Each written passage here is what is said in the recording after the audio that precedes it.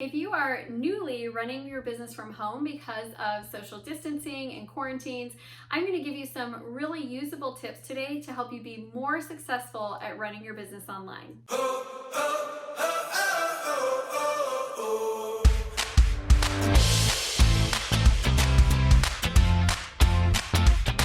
Hi, I'm Amy Walker, small business strategist, speaker, and author, and thank you so much for joining me on my channel today.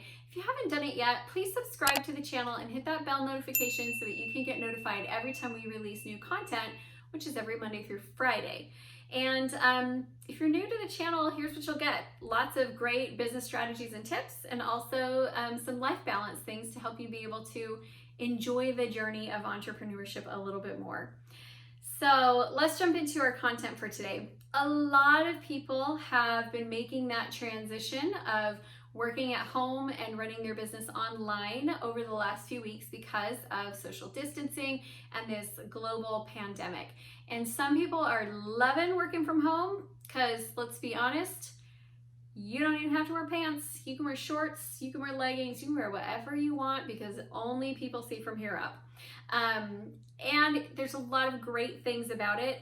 There's also some challenges. It can be hard to focus. You're not the only one home, right? Like, your whole family is there.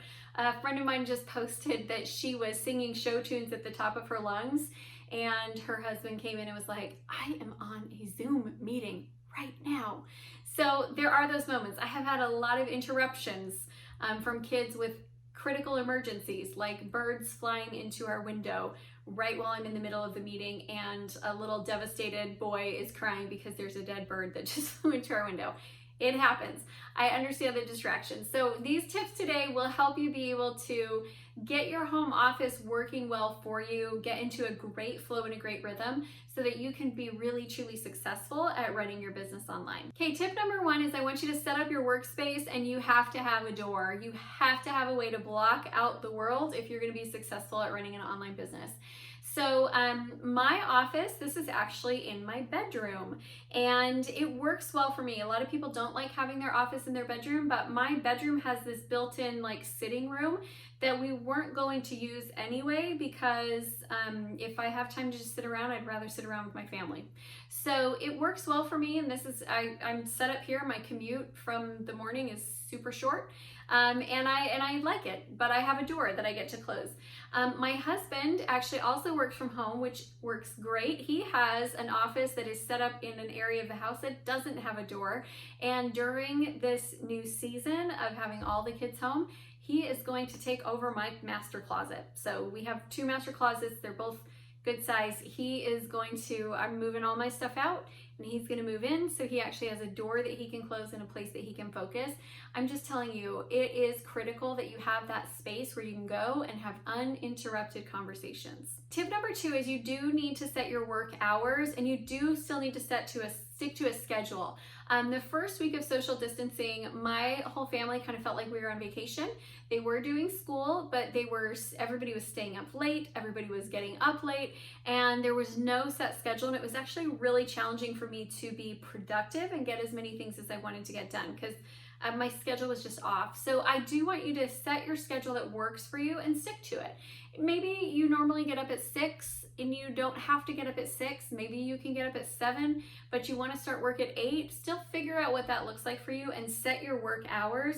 That schedule is going to be incredibly important for you being productive and getting things done. Tip number 3 is make sure that you have your virtual communication channel set up for your team and also for your clients. So if that means you're using Slack, or you're using Marco Polo or Voxer or Zoom or email, you need to have a way to feel like you still are accessing your team is accessible, and you're able to communicate, you're able to collaborate, you're able to work together on things, and you don't feel like these just disjointed pods that are each doing their own thing.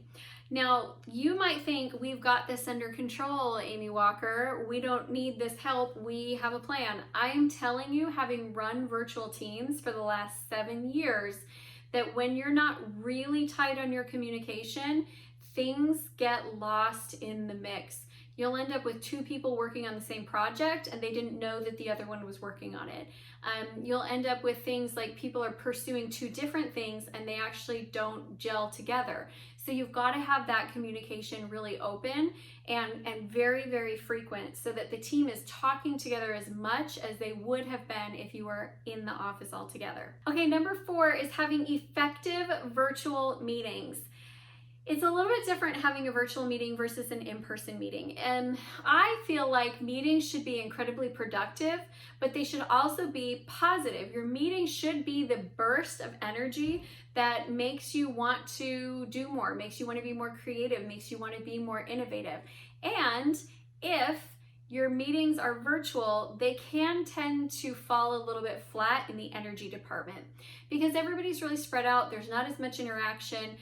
We tend to go through things more quickly and not spend as much time collaborating. So if you're new to virtual meetings, I recommend that you get yourself a good template that works for you for what you're going to do during those virtual meetings, and then you have that flow that you go through each time.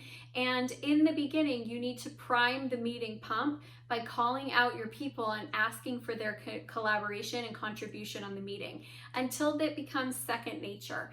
I have been running virtual meetings for a long time. I love virtual meetings. I think they're a great way to go. I wish we could do like all meetings virtually. I don't understand why we still get together for meetings personally. I'm like, we can just do that online. We could do that through Zoom. So I'm a big proponent of these virtual meetings, but I think that you do still have to have a strategy for running them, and you might want to tweak that just a little bit from what you would be doing live in person. 5th tip for you is set up family rules. So my first week of virtual work from home, it's funny because I work from home every summer when my kids are out of school. But for some reason, this has been a little bit different. I've had a lot more people coming in when my door is closed, a lot more people, asking for things during my work hours than I would normally during the summer. And I think it's just because everybody's like so out of their flow.